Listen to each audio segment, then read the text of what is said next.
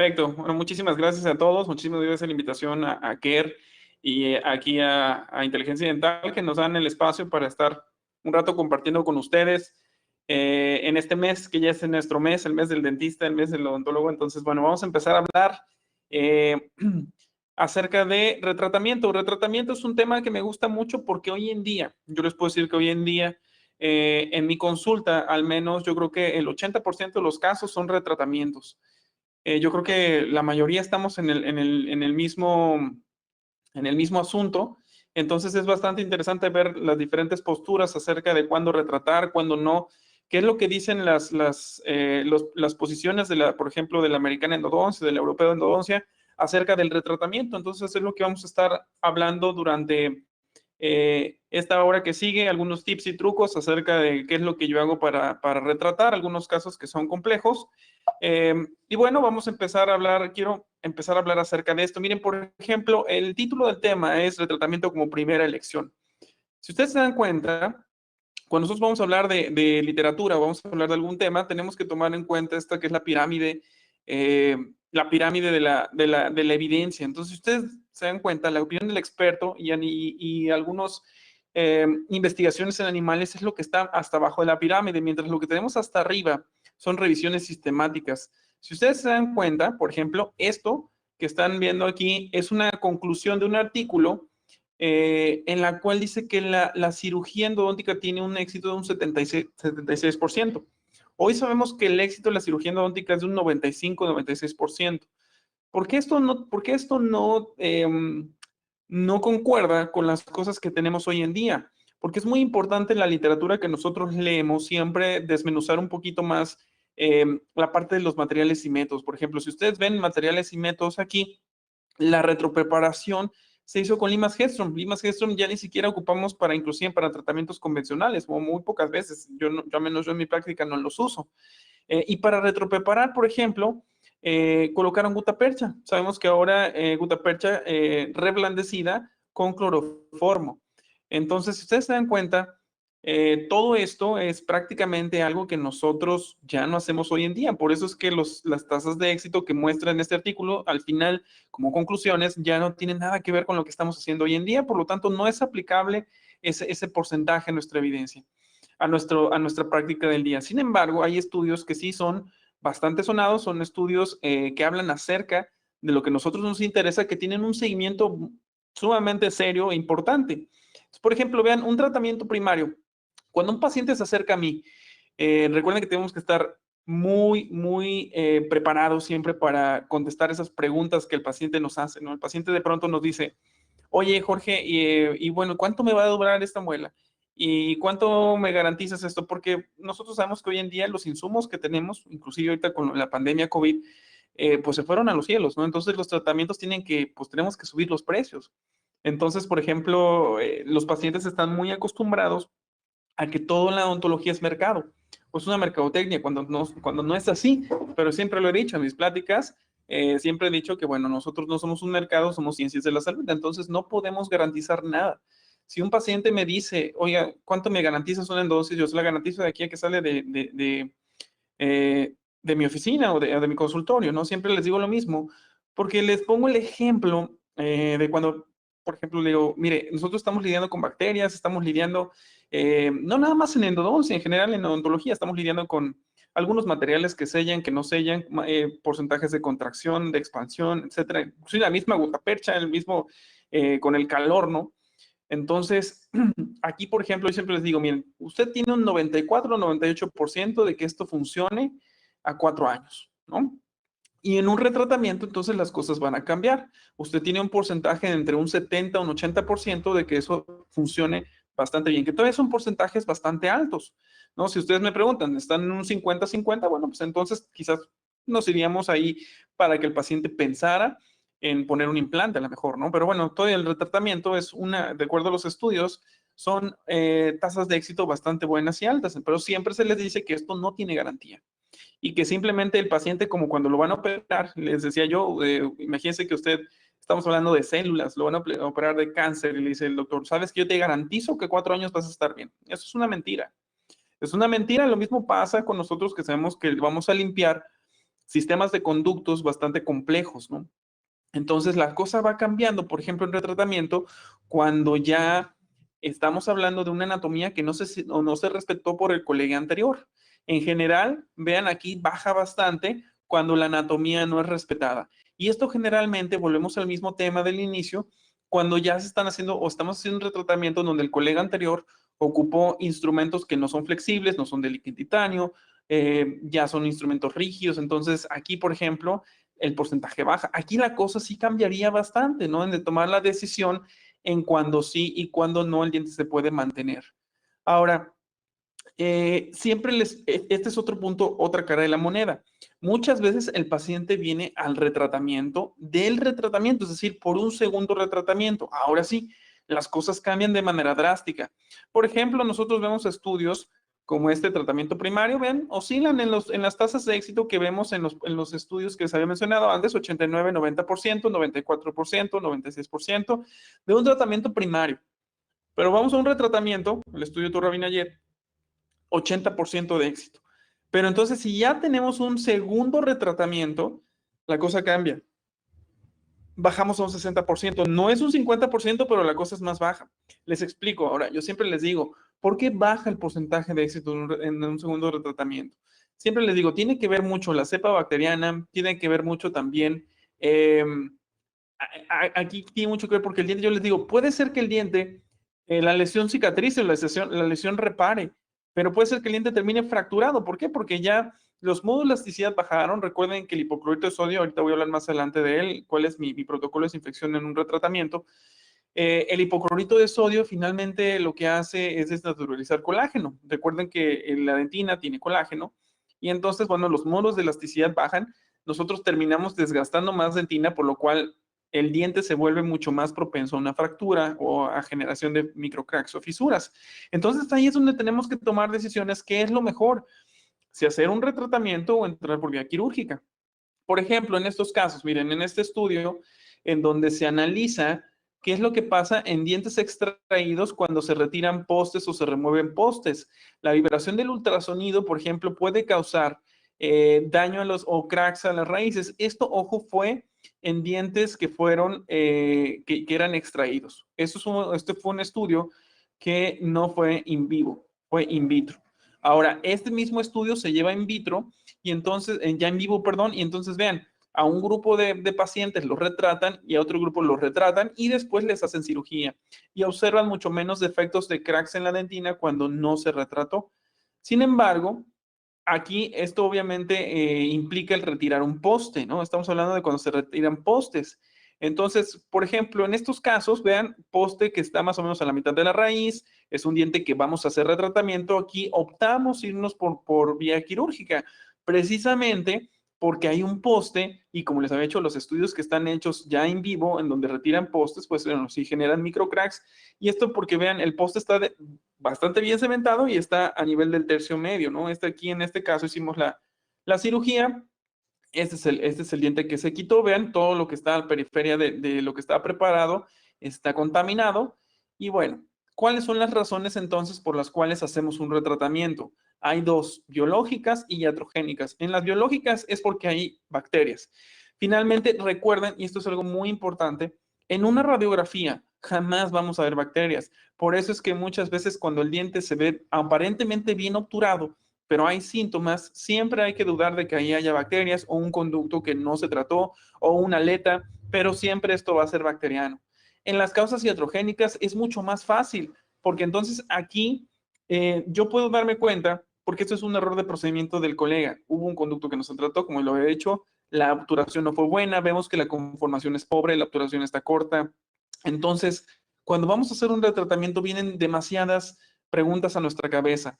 Y lo que tenemos que hacer es finalmente plantearnos la primera y más importante. ¿En mis manos está y puedo mejorar el tratamiento? Si es así, entonces vamos a ver, ¿tiene poste? ¿No tiene poste? Si el poste está largo, entonces ahí vamos a ir viendo. Y con estas preguntas, ¿tiene lesión? ¿Está sintomático? ¿Está sintomático? ¿Cuántos años tiene esta lesión? ¿En qué estado está la restauración? Porque es un punto muy importante.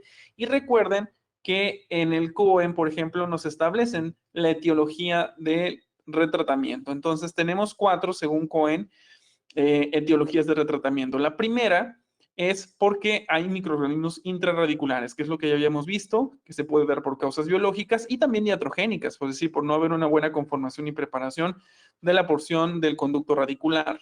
Ahora, en la segunda, y esto sí existe, alguna vez escuché a algún protecista que me dijo, oye Jorge, esto de la segunda, esto de que haya bacterias fuera del conducto y que se establezcan, perdón, se lo sacan de la manga los endodoncistas, ¿verdad? Porque esto pues, no existe bien la endodoncia. Y le digo, no, esto está documentado y esto existe, por supuesto. Entonces, aquí generalmente las bacterias que se establecen fuera de la raíz son hongos. Y los hongos son prácticamente imposible que el cuerpo los pueda fagocitar y por eso es que crean una lesión sostenida, ¿no? Y esto generalmente son dientes que estuvieron abiertos o que nunca se trataron o que estuvieron expuestos al medio oral durante un largo tiempo o que simplemente hay una lesión de larga data, ¿no? Eh, el tercero el tercero es, aquí como pueden ver ustedes, es una reacción a cuerpo extraño y generalmente Cohen lo que hace es dibuja la gutapercha como una reacción a cuerpo extraño. Esto es totalmente falso. Esto no es un seminario de un webinar de obturación, pero simplemente esto es falso. Los invito a tomar más cursos, a ver más parte de obturación más adelante para que podamos hablar totalmente qué es lo que pasa con la gutapercha que está fuera de tejidos periapicales. Sin embargo, todo el tiempo hemos trabajado con gutapercha fuera de tejidos periapicales y lo voy a mencionar más adelante. Y la cuarta, bueno, entonces será un quiste verdadero. Esto según Cohen. Entonces, en retratamiento, la cepa bacteriana, como ya habíamos dicho, eh, es muy diferente a un tratamiento convencional. Por ejemplo, en retratamiento, la cepa bacteriana mejor dicho, el tipo de microorganismos que va a prevalecer son gram positivos facultativos anaerobios. Entonces, aquí los gram positivos, estructuralmente hablando, resisten mucho más que los gram negativos. Vamos a ver cómo se estructura. Vean, los gram positivos tienen mucho más cantidad de esto que se llama peptidoglucano o peptidoglicano. Entonces, esto hace que todo lo que nosotros hagamos dentro del conducto, estos microorganismos lo resistan mucho mejor que los gram negativos, que estos están generalmente en la infección primaria, pero sin embargo, estos positivos son mucho más resistentes y son menos virulentos que estos. Dan más síntomas. Entonces, el paciente, doctor, me duele mucho, no puedo dormir, me punza, y esto todavía el paciente de pronto, pum, se inflama y ahí está, ¿no? La endodoncia y después la lesión enorme y el paciente, no, pues fíjese que no me duele tanto, pero pues ahí está, ¿no? Entonces, el problema de esto es que también muchas de las cosas que nosotros hacemos, los microorganismos se están acostumbrando, mejor dicho, a nuestros procedimientos, ¿no? Tienen esa parte en donde ellos son a veces hasta más inteligentes que el clínico porque se pueden adaptar a esas condiciones adversas. Por ejemplo, Robert Love ya reportó resistencias al hipoclorito de sodio, la creación de pues, esta bomba de protones, ¿no? Para soportar un ambiente alcalino. Entonces es importante, por eso es que cuando yo siempre hablo de retratamiento, vayamos con nuestras mejores armas a hacer ese retratamiento, es decir, a ocupar, por ejemplo, en este caso, soluciones o concentraciones al 5,25 de hipoclorito de sodio, en este caso en México. Aquí está el doctor Carlos Tinajero, que es ahora coordinador de la UNAM. Aquí él está metido en este estudio, aquí lo que hacen es ver diferentes marcas de hipoclorito de sodio y aquí lo más conveniente, o mejor dicho, la que más se acerca al 5,25, perdón, es Cloralex, esta del bote verde, ¿no? Las demás prácticamente están por debajo de esa concentración. Por eso es importante que si metemos otro hipoclorito de sodio de otra marca, inclusive no bajar la concentración, porque posiblemente si nosotros la bajamos estemos metiendo agua con sal ya. Entonces, es importante la irrigación durante nuestro proceso de instrumentación, que todo el tiempo esté presente el hipoclorito de sodio y tener, por supuesto, un protocolo de irrigación final, que es el que voy a hablar ahora mismo. Este protocolo de irrigación final, el que les estoy presentando ahora mismo, es el que yo ocupo y lo activo siempre con ultrasonido. Esta punta de ultrasonido en donde aquí puedo meter un instrumento, una misma lima, un alambre para ortodoncia de calibre más bajo que tengan. Pueden meter cualquier cosa que pueda agitar el irrigante dentro del conducto. Entonces, aquí vamos a activarlo, ven, activamos el hipoclorito de sodio 3 ciclos de 20 segundos, es decir, un minuto, para intentar diluir el hipoclorito de sodio. No vamos a decirlo sacar porque es imposible sacar un irrigante del conducto, siempre quedan restos del irrigante. Metemos solución salina activada ultrasónicamente. Esto es importante. Este paso es muy importante. Entre el hipoclorito de sodio y el EDTA, el meter solución salina activada va a hacer dos cosas. La primera, va a remover mejor el irrigante anterior, y la segunda, lo que va a hacer es que ya hay estudios de Prasanna Neclentan que habla acerca de la hidratación del biofilm. Es decir, si hay película pegada en las paredes del conducto, el hecho de que yo la meta entre un irrigante y otro va a hacer que la hidratemos. Entonces esos canales de agua que están en el biofilm van a hacerse mucho más gruesos y van a permitir la entrada del siguiente irrigante. Y eso va a hacer que el biofilm se debilite. Entonces, o la biopelícula. Entonces, aquí después de esto, por último, metemos EDTA al 17%. Esto EDTA es sin activar ultrasónicamente, porque sí, muchas veces ya hay reportes o hay estudios en donde habla acerca de la activación del ultrasonido, del EDTA, perdón, con ultrasonido, en donde cuando activan el EDTA con ultrasonido, inhiben las propiedades que antes del EDTA. Entonces, hasta aquí, por ejemplo, en estos casos, que son casos de retratamiento, en casos vitales con dolor metemos crioterapia, que es algo de lo que ya hemos hablado antes. Ahora, mucha gente me pregunta, ¿cuánto tiempo es necesario? ¿Cuánto tiempo es necesario que esté el hipoclorito de sodio dentro del canal? Esto de que el hipoclorito esté dentro del canal, vean, aquí está el gas clorina teniendo contacto con las bacterias y está teniendo esta reacción de saponificación. Entonces, aquí, por ejemplo, hay estudios que hablan acerca del tiempo de contacto, por lo menos, ojo con esto, este estudio se hizo en cubos de dentina en dientes bovinos. Entonces, aquí, por ejemplo, pero nos da una idea, vean, por lo menos 40 minutos para matar a un gran positivo anaerobio facultativo, como el Enterococcus fecalis. Entonces, necesitamos por lo menos 40 minutos, y siendo sinceros, el tiempo de irrigación. Por eso es que los estudios antes que teníamos, que estos fueron los de Toronto, decían que tenían alta tasa de éxito porque eran hechos por estudiantes de pregrado. Y muchas veces ahí los estudiantes de pregrado, ¿qué es lo que hacen? Irrigar, irrigar, irrigar, irrigar, irrigar, irrigar. Nosotros en nuestra consulta ahora ya no tenemos ese tiempo, por lo tanto, realmente el irrigante no tenemos ni siquiera ese tiempo de contacto de los 40 minutos. Por eso es que algunas veces hacemos estos casos en 2 citas para tener una mejor desinfección y, por supuesto, como les decía, activado con ultrasonido. El hecho de que yo lo active con ultrasonido por lo menos 1 minuto, ya hay estudios que hablan que 1 minuto de activación ultrasónica, por supuesto, deja significativamente más limpio los dientes, los istmos en dientes tanto vitales como necróticos. Entonces, nos conviene usar ultrasonido 3 ciclos de 20 segundos al final de nuestra preparación. Esto yo lo hago siempre en tratamientos y retratamientos.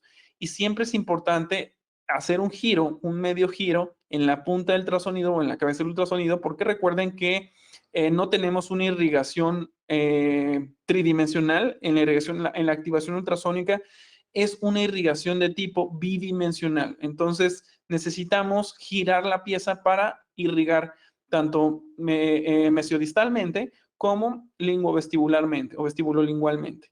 Entonces siempre es importante. Y recuerden, la secuencia de los irrigantes es muy importante. Vean, esto, por ejemplo, es una dentina recién instrumentada sin protocolo de irrigación final. Perdón, esto es sin instrumentar, sin instrumentar. Y acá tenemos ya algo instrumentado. Vean esta capa lodosa que ya es indeseable tenerla acá. Se remueve finalmente con este protocolo de irrigación final, como lo había yo mencionado. Fíjense, esto es lo que yo quiero ver, o esto es lo que yo quisiera ver después del protocolo de irrigación final. Es hipoclorito más EDTA. Este es el protocolo de irrigación. Ahora, ¿qué pasa? Yo he escuchado autores que dicen, o ponentes que dicen, por ejemplo, yo meto hipoclorito, EDTA e hipoclorito después. Pues entonces ya tenemos un caso en donde tenemos una dentina que está erosionada. Ahora voy a mostrar la foto y voy a mostrar el porqué del EDTA durante 1 minuto. Fíjense, aparte que es quelante y quizás esta capa lodosa va a disolver material inorgánico, pero es fungicida. El hipoclorito de sodio también es fungicida, pero necesitamos otra vez mucho más tiempo para que cumpla esta función fungicida. Cosa que el EDTA solamente necesitamos 1 solo minuto para que cumpla esta función fungicida. Entonces, vean, por ejemplo, cómo se ve el EDTA, cuando, la dentina, perdón, cuando metemos hipoclorito, EDTA, hipoclorito. Es una dentina erosionada. Esto ya no gusta tanto. Sin embargo, la repercusión clínica que esto tenga todavía es incierta. Es decir, si esto hace o perjudica en qué manera a la dentina, que el diente sea más fracturable o no, esto no lo sabemos. La manera en cómo yo ocupo el EDTA es cuando ya voy a obturar, fíjense, lo que hago es agitarlo ligeramente con la misma punta que voy a obturar. Entonces ahí tomo la radiografía y ahí estoy seguro o asegurándome que el EDTA está realmente en contacto con la dentina durante ese último minuto. Y en el caso que yo tuviera o que me quedara corta la punta, bueno, pues entonces con el mismo EDTA adentro vuelvo a bajar mi último rotatorio para confirmar la longitud de trabajo o rectificar esa longitud de trabajo que probablemente en algún momento me tapé o me quede corto. Entonces, el EDTA, ojo con esto, hablando de EDTA, que yo ocupo es es el Smith Clear, es de Kerr. Y el que ya no le recomiendo mucho, para mucha gente que durante, bueno, a mí me pasó, ¿no? O sea, durante la licenciatura me decían, oye, Jorge, ocupa, cuando no podía yo bajar un conducto, ocupa EDTA, pero ocupa este EDTA en gel. Pónselo y déjaselo al conducto durante una semana y regresa el paciente y entonces ya vas a poder bajar mejor. Recuerden que el EDTA actúa trayendo iones calcio, entonces es un quelante. Entonces, una vez que el EDTA está en contacto con esos iones calcio y los atrae, pierde su función quelante, porque ya trajo esos iones calcio. Entonces, eso es falso. Y la otra, para negociar conductos, el mejor lubricante es el hipoclorito de sodio. Ahora, en estos casos, vean, por ejemplo, en donde aquí, por ejemplo, ocupé Glide. ¿Qué es lo que pasa con el Glide? Vean, aquí había ya negociado los dos conductos, tanto MB1 como MB2, y entonces vean lo que pasa. Se me rompió un instrumento y esto terminó en cirugía. ¿Qué es lo que pasa ya hablando de algunos estudios acerca de por qué no ocupar EDTA en gel? Fíjense, el EDTA en gel incrementa el torque del instrumento rotatorio, por lo cual el instrumento es más fácil que se pueda romper. Por el mismo debris que despega y el instrumento se atasca, incrementa el torque. Aquí está lo que le estaba yo mencionando, ¿no? El EDTA incrementa el empaquetamiento de debris en apical y también el empaquetamiento de debris en istmos. Entonces, en general, y como conclusión, de esta parte, el EDTA en gel ya no es sugerido que se ocupe. De hecho, ya es bien complicado de encontrarlo, ya no es tan fácil encontrarlo. Y en el caso, luego en la sugerencia, para mí siempre va a ser el irrigante ideal y el hipoclorito de sodio. Y en el caso de que, bueno, hasta ahora. Y en el caso de que ustedes quieran EDTA para negociar algún conducto, yo les sugiero ocupar el EDTA en solución, ¿no? El 17%, sin ocupar ese EDTA en gel, porque aparte es un poco complejo de retirarlo entre ya de las paredes del conducto, ¿no? Entonces, es mejor, mucho mejor ocuparlo en solución. Ahora, ¿qué pasa con esto? Esto que es, como les decía, de las vías de la pulpa, en donde menciona que la gutapercha fuera del conducto causa una reacción a cuerpo extraño. No voy a ir muy lejos con esto, pero ven este estudio, por ejemplo, en donde a veces nosotros confiamos mucho en nuestros localizadores. Este es otro punto muy importante. Dejemos de decir que las endoncias están cortas o que las vemos cortas, porque eso nos remonta al pregrado. En el pregrado, cuando no teníamos conocimiento, decíamos, bueno, pues es que la endoncia se ve corta radiográficamente. Pero muchas veces recuerden que la anatomía nos juega, a veces nos vemos peor diciendo que están cortas. ¿Por qué? Porque tenemos que guiarnos en nuestros localizadores apicales. Fíjense, por ejemplo, este estudio de Bonnie Mule. Aquí lo que hacen ellos es toman radiografías así, como a muchos nos gustaba antes ver la lima o el instrumento hasta la punta de la raíz, y después estos mismos dientes los extraen. Y curiosamente las raíces de los primeros molares superiores, palatinas, tienen la salida hacia bucal y otras hacia palatino. Fíjense, por ejemplo, cuántas veces nosotros no hemos estado lidiando con gutapercha fuera del conducto, ¿no? Cuando queremos ver la obturación justamente en la punta de la raíz y no le hacemos caso a nuestro localizador de forámenes, entonces lo que terminamos haciendo es proyectando gutapercha fuera de la raíz. Ahora, no lo sabemos, ni el referidor lo sabe, porque pues esto se ve radiográficamente bien, pero acuérdense que las radiografías son el primer lugar el primer lugar de estudios en que pueden decir, en primer lugar a nivel mundial, de estudios que mienten. Entonces, aquí, ¿por qué? Porque tenemos una carencia de las dos dimensiones. Y, por ejemplo, en casos en donde hay infecciones, como por ejemplo, ya de manera crónica, que tenemos aquí osteoclastos activos, tenemos lagunas de Hauschiff, en donde vamos a ver resorción ya a nivel del diente extraído, por supuesto que la gutapercha va a estar afuera. Entonces, las conclusiones de este estudio es cuando realmente el instrumento se ve corto, es cuando realmente está cerca del foramen. Pero cuando radiográficamente está en la punta de la raíz, eso está fuera. Entonces, no nos espantemos porque haya gutapercha de fuera. Acuérdense, no es lo ideal, por supuesto, y comparto mucho la posición del doctor Jaramillo, por eso yo les decía, tomen cursos de obturación, vean qué pasa con esa gutapercha, qué es lo que está pasando, ¿no? ¿Qué es lo que puede hacer? No es automáticamente esto se va a cirugía, y coincido con el doctor Jaramillo, como les decía, con la posición de que tejidos periapicales no es el bote de basura, pero tampoco si pasa es irnos al extremo contrario, ¿no? Entonces, bastante aceptable ambas posturas y no ser radicales en eso. Ahora, en este caso, en donde la paciente, por ejemplo, vean, aquí hay un paciente en donde pareciera que esto era un tracto sinuoso, tomamos la radiografía, esto pareciera que es un diente que está, que tiene una lesión periapical. Aquí, sin embargo, no podíamos trazar el tracto con la gutapercha, lo mandamos a hacer un CBCT, un CONVIM. Y entonces vean cómo aquí lo que está afuera, o lo que se ve afuera, es la raíz de la paciente. Entonces, lo que conviene aquí hacer es prácticamente el tratamiento de conductos y después hacer la cirugía. Como tal, en este caso, vean lo que yo les decía, etiología del tratamiento. En algunos casos, las bacterias ya están fuera de la raíz. Entonces, esto, como les decía, tampoco es la manga de los endodoncistas. Esto está totalmente reportado. Lesiones que ya tienen larga data, dientes que estuvieron mucho tiempo abiertos, siempre les decimos a los pacientes. Yo siempre les digo, en un retratamiento y en un diente que ya hay una lesión que veo comprometido ya, porque estuvo bastante tiempo abierto, entro y veo en el microscopio que está todo lleno, la dentina reblandecida, muchas veces hasta a nivel intrarradicular, entrando justamente a la parte radicular todo reblandecido, le digo, ¿sabe qué? Esto puede terminar en cirugía. Y eso ya lo sabe el paciente. Ay, no, doctor, bueno, pues es que fue el tiempo que se tardó en venir y bueno, las bacterias a veces se establecen. Vamos a hacer el tratamiento, pero puede terminar en cirugía apical, ¿no? Pero siempre como primera opción un retratamiento. Aquí están las partículas, aquí está lo que puede ser, perdón, por qué estas lesiones algunas veces también se sostienen que no son de origen bacteriano.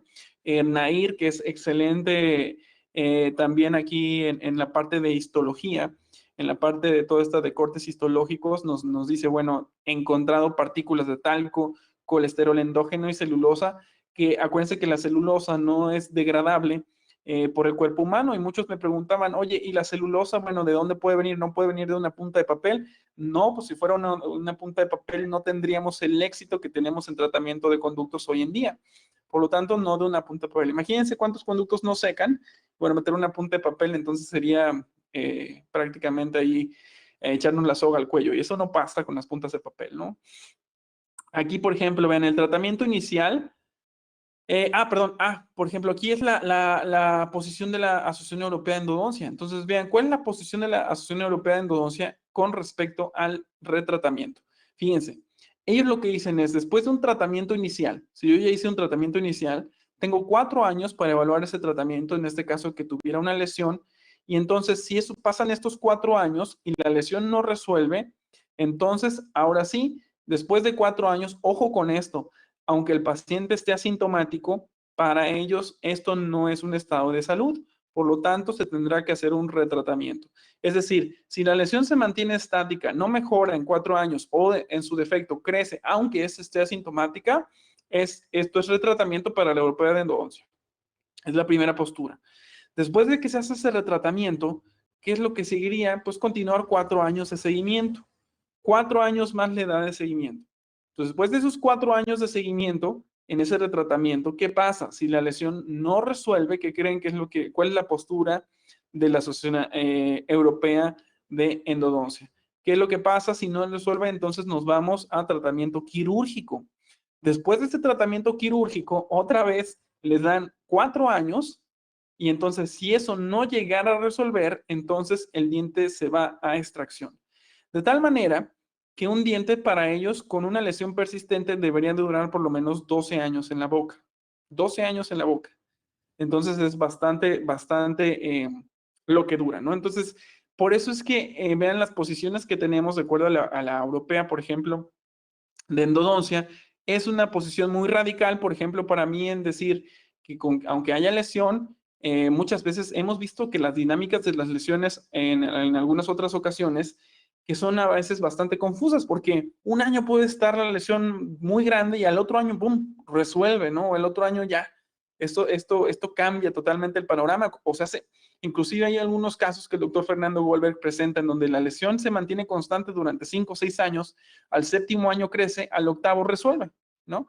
Entonces la dinámica de las lesiones, cuando los dientes son asintomáticos, muchas veces a menos la postura o mi postura es dejarlas. Si esto no molesta, no lo fastidies, obviamente siempre teniendo en cuenta los factores que yo había mencionado antes, que haya un buen llenado de los canales radiculares, que la restauración esté sellando de manera correcta y que no haya conductos que estén ahí sin tratar, ¿no? Entonces, en ese caso, la postura para mí sería correcta dejarla así. Y siempre, para mí, en este caso, justo como la europea de endodoncia, yo me voy primero por un retratamiento.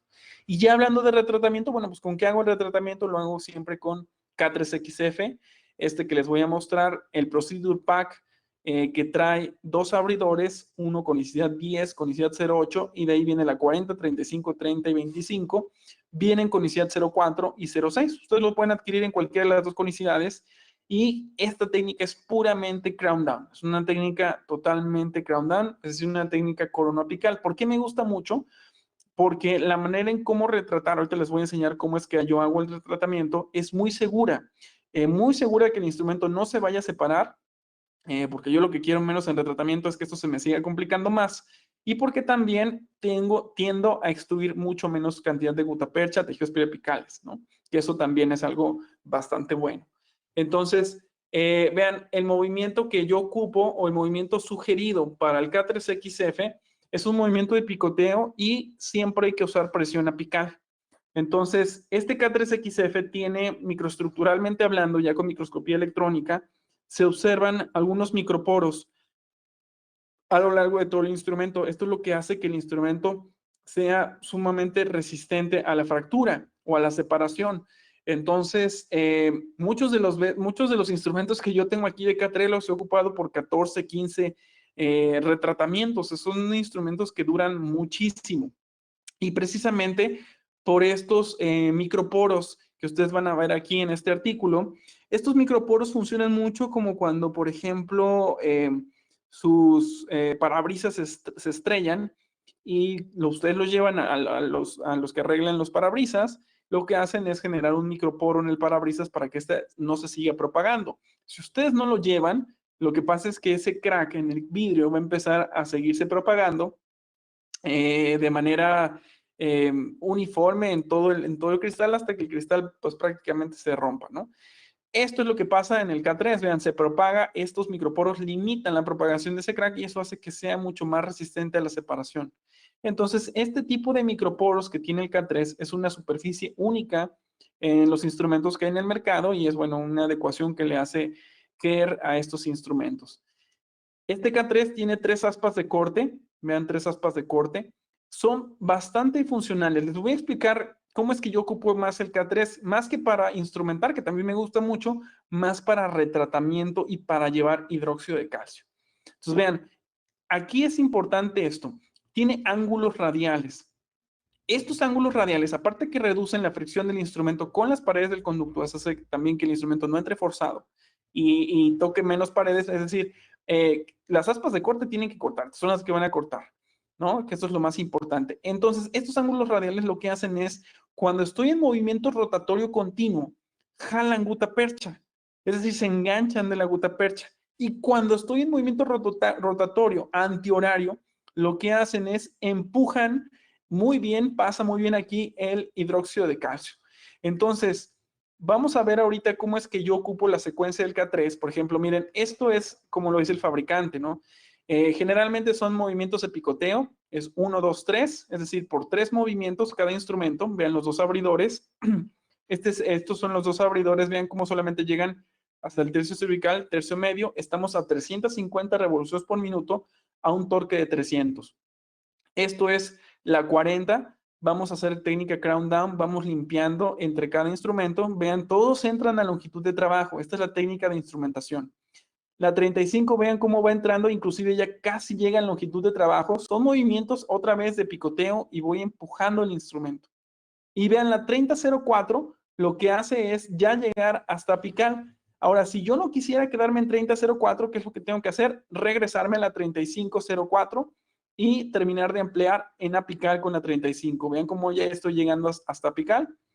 Ahí lo que tengo que hacer es lavar y ya empezar a hacer mi protocolo para irrigación, que fue el que ya hablamos ahorita, y después ya la obturación, ¿no? Pero principalmente yo los ocupo para retratamiento, que es de lo que estamos hablando hoy en día. Fíjense, tenemos dos vías. Cuando tenemos un retratamiento de un conducto recto, lo podemos ocupar a 1000 revoluciones por minuto y con un torque máximo, es decir, lo que más da el motor. En este caso, este motor, estamos hablando del motor del Elements Motor. Y cuando tenemos un tratamiento curvo, de un conducto curvo, que nosotros vemos ahí medio estrechón o que la gutapercha está dura, muchas veces pasa que la gutapercha, híjole, es bastante dura. Lo que yo les sugiero es meter toda la serie, como ahorita lo vimos, como si estuvieran instrumentando, pero sí doblar la velocidad y colocar al máximo torque. ¿Por qué el máximo torque? Porque lo que yo no quiero es que el instrumento se me atore con la gutapercha o se me quede atascado ahí. Lo que yo quiero es que el instrumento siga avanzando aunque haya gutapercha. La ventaja es que no tienen puntas cortantes, por lo que aquí, pues bueno, no tenemos problema de que el instrumento tome otras vías que no, como me ha pasado mucho con otros instrumentos que tienen esas puntas que son muy activas y termino yéndome por otro lado, ¿no? Vean, la técnica para retratar canales curvos con K3XF es lo mismo, 1, 2, 3, movimientos de picoteo y me salgo. Aquí vamos a doblar el torque, perdón, aquí el torque es al máximo y las revoluciones por minuto las vamos a doblar. Vamos a usar toda la secuencia 2510, 2508, 4004, 3504, perdón, 3504 y 3004. Entonces vean, por ejemplo, vamos a empezar con la 2510. Eso prácticamente nos va a quitar la gutapercha en la entrada. Ojo con esto. Pueden quitarla con los abridores o pueden quitarla con la misma punta de ultrasonido con la que están limpiando las paredes. Entonces, vean, canales curvos, aquí estamos. Vamos ahora con el 2508. Ahora sí, la 4004 la puedo bajar a longitud de trabajo sin ningún problema. Ahí, perdón, no baja longitud de trabajo. Esta 3504, vean cómo ya me está bajando casi hasta longitud de trabajo. Y de ahí me voy con la 3004 para llegar ya hasta longitud de trabajo. Entonces, ahí se quedó repetido, pero esto es una 3004. 3004 para llegar hasta longitud de trabajo. Vean ahí, por ejemplo, ya estoy en longitud de trabajo. Ahora, si me quedó gutapercha embarrada en las paredes, en este caso la puedo desprender con ultrasonido, o como yo lo pueden hacer en este caso, si ustedes lo están viendo ahí con el microscopio, lo que pueden hacer es meter un abridor otra vez, nada más para retirar la gutapercha que está en el tercio cervical. De ahí en fuera, lo que tienen que hacer, recuerden, entre cada instrumento siempre es lavar muy bien para que también los restos de gutapercha se desprendan. Si quedara gutapercha pegada en las paredes, no interfiere esto, fíjense, en la lectura del localizador apical. Mientras el instrumento pueda llegar al foramen apical, ustedes ya pueden empezar la instrumentación de ese canal sin ningún problema. Si hubiera gutapercha en las paredes otra vez, no les va a interferir en la acústica del localizador de forámenes. Entonces no tienen ningún problema. En estos casos, por ejemplo, miren, conductos que son rectos, inclusive, este es un cubo, por supuesto, un poco angulado, pueden meterlo inclusive hasta 1500 revoluciones por minuto, el 2506. Este 2506 lo pueden meter en conductos rectos a velocidades de 1000, 1500, sin ningún problema. Este es un solo instrumento. Esto es cuando no tenemos estos conductos curvos, dobles curvaturas, o curvaturas hacia mesial, o hacia bucal, o hacia palatino. Vean, en estos casos, por ejemplo,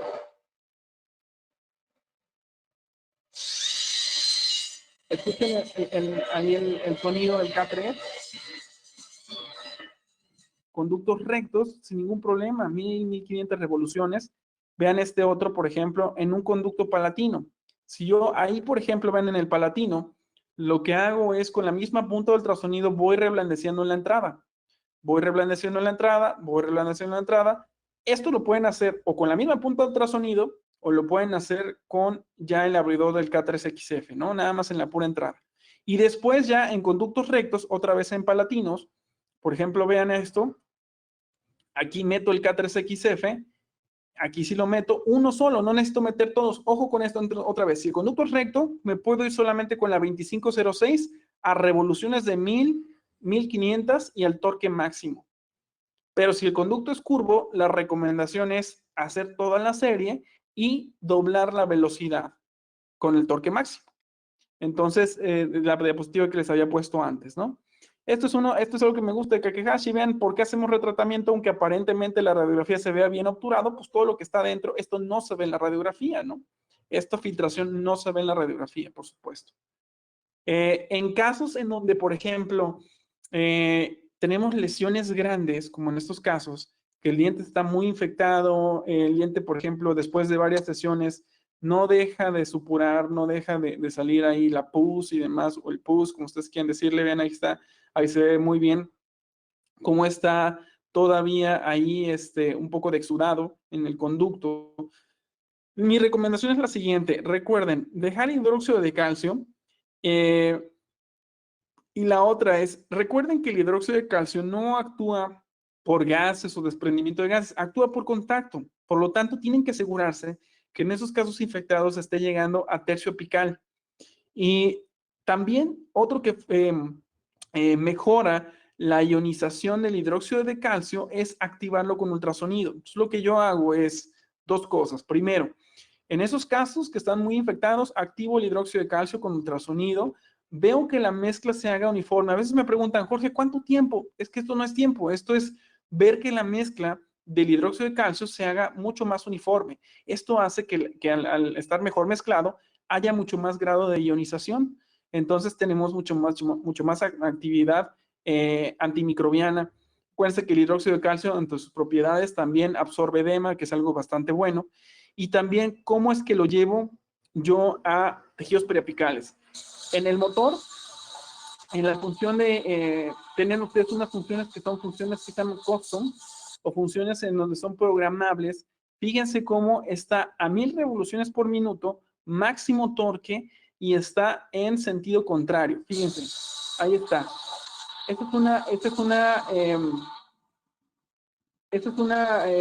Un programa que ya, en donde ya lo tengo predeterminado ahí el motor. Y entonces lo que hago es torque máximo, pero aquí lo que hago es meterlo al revés. Entonces eso hace que, vean, ¿se acuerdan de los ángulos radiales que hablamos? El hidróxido de calcio baja bastante bien. Ahora, no lo meto con el último instrumento que termine, lo meto con 2 o 3 instrumentos abajo. Es decir, si terminé con una 35, lo meto con una 25, el hidróxido de calcio. Y lo meto 1 milímetro corto de mi longitud de trabajo. Y lo meto a 1000 revoluciones por minuto otra vez y al máximo torque. Entonces, esto hace que de manera segura, si muchas veces lo pueden meter con léntulos, pues si lo meten con léntulos, el problema ahí es que esto puede terminar el léntulo en tejidos periapicales, ¿no? Entonces, la manera más segura de colocar el hidróxido de calcio es en sentido antihorario, 1000 revoluciones por minuto, con K3XF, en este caso la más delgadita, que es la 2506, en torque máximo, para bajar bien el hidróxido de calcio a tejidos periapicales. Y entonces recuerden que esto funciona de maravilla, ¿no? Pueden usar también el mismo K3XF. En estos casos, vean, conductos cortos, perdón. Pueden ocuparlo también en movimiento reciprocante. Aquí, por ejemplo, vean, para quitar el hidróxido, el ionómero de vidrio que estaba ahí cubriendo el conducto, ocupamos esta punta que es la CT4. Ocupamos la punta, retiramos ahí ya el ionómero que estaba en las entradas. Como yo les había dicho, también con la misma punta de ultrasonido, vean, voy quitando la gutapercha que está en la entrada. Entonces, ahí, por ejemplo, pueden ocupar el K3XF en movimiento reciprocante. También es un movimiento muy seguro para que el instrumento pueda bajar también en conductos curvos. Como en este caso no es un conducto curvo, pero vean cómo el instrumento al tener corte positivo pues bueno, se puede bajar con movimientos reciprocantes. Ahora, hablando de dolor y movimientos reciprocantes, esto no tiene nada que ver siempre y cuando, es decir, no va a doler más cuando ocupen un movimiento reciprocante para usar retratamiento, mientras el paciente esté tomando analgésicos. Yo, de plano, a los pacientes que yo atiendo, o a la gran mayoría, pues tiendo a mandarles analgésicos porque ya en la consulta privada se vuelve algo complicado que el paciente diga, ay, es que me duele, es que me duele. Entonces, siempre trato de mandar analgésicos. Y bueno, en estos casos en donde ya bajé el conducto, ¿se acuerdan que esto estaba muy corto? Bajo el conducto, no quiero sacar el instrumento de ahí, ocupo el M4. Este contraángulo me facilita mucho la vida en estos casos, en donde hay canales atrésicos, ya pude bajar y ya no quiero salirme de ahí. Entonces lo que hago es, ya pude bajar porque acuérdense que estoy retratando porque aquí no pudieron bajar antes, entonces yo pude bajar, lo que quiero hacer si el conducto está apretado, no quiero salirme de ahí porque a veces ya me cuesta retomar, ¿no? Entonces, ocupo el M4, empiezo a activarlo y empiezo a hacer movimientos de entrada por salida. Ahora, para finalizar esta charla, voy a hablar acerca de retratamiento selectivo. Recuerden que para hacer un retratamiento selectivo necesitamos ciertos requisitos. Uno de ellos es la radiografía del CBCT. Y el retratamiento selectivo ha sido criticado por muchos clínicos, precisamente por decir, bueno, ¿y tú cómo sabes en qué bacterias está el conducto? Pero vean la postura aquí de William Nudera, que se me hace bastante lógica, en donde dice, bueno, el retratamiento quirúrgico no se ve como un todo nada, ¿no? Generalmente cuando nosotros hacemos una cirugía periapical, no hacemos cirugía periapical en todas las raíces, hacemos una cirugía periapical selectiva. Muchas veces operamos solamente las vestibulares, operan a veces la palatina, pero no, o muy rara vez, o sea, es decir, nuestras decisiones del diario no es de que voy a hacer una pisectomía y voy a operar todas, ¿no? Generalmente operamos la raíz que tiene la lesión. Entonces, ¿cómo estamos en la capacidad de decidir cuál es la raíz que va a dar problemas, ¿no? Entonces, finalmente pasa lo mismo con un retratamiento selectivo y lo explica muy bien aquí Nudera, de lo cual estoy totalmente de acuerdo. Por ejemplo, en estos casos, en donde la endodoncia está recién hecha, está hecha por un buen clínico, se ve bastante bien. El sellado es bueno de la corona, pero sin embargo hay un canal que no se trató. Hay un canal que no se trató. Entonces vean, aquí por ejemplo lo que hace es tratar ese canal y volver a sellar. Eso se me hace bastante bueno, bastante coherente. Esto es un control a 12 meses. Vean aquí la lesión reparó. El paciente está asintomático, ¿no? Este es un caso en donde yo no haría un retratamiento selectivo. Vean, aquí falta una lesión y con todo lo que ya estuvimos viendo en la plática, vean cómo se complementa, ya sabemos que esto no va para retratamiento selectivo. Aunque aquí ya falta un conducto que es un MB2, todo lo demás que está aquí se ve bastante mal llenado, bastante mal conformado. Aquí está, ¿no? Entonces, vean, al entrar, obviamente esto no va para retratamiento selectivo, va para retratamiento completo. Aquí hacemos los desgastes pertinentes para encontrar este MB2 y lo tratamos. Este es el caso finalizado. Vean aquí el paciente, terminamos. Esto es el caso final. Un conducto totalmente independiente, con una salida independiente, perdón.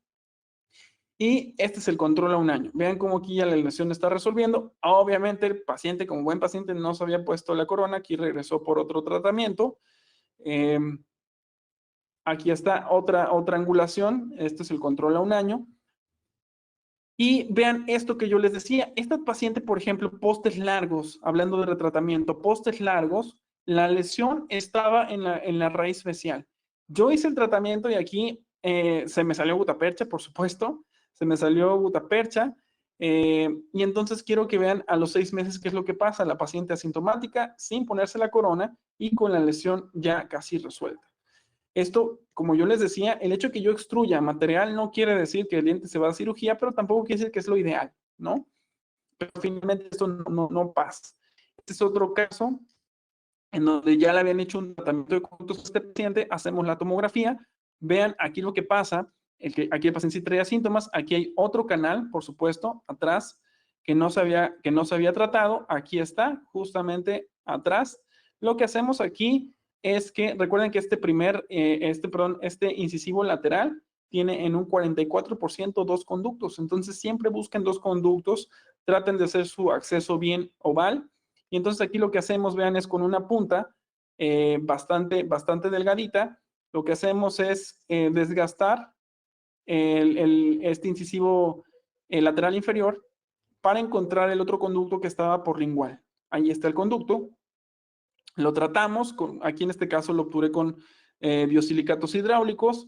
Colocamos el biosilicato y ahora sí colocamos ya la gutapercha. Este es el caso final. Así es como termina.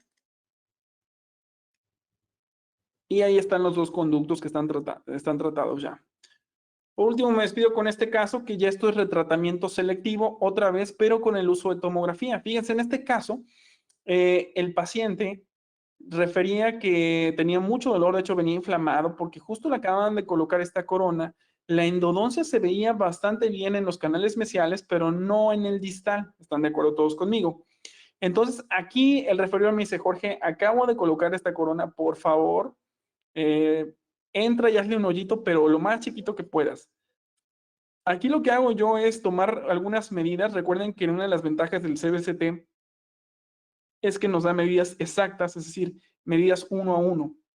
Entonces aquí tomo las medidas, son más o menos 6 milímetros desde mesial hasta donde está la entrada al canal, y aquí tengo que tener cierta inclinación para entrar o caer directamente al canal distal, ¿no?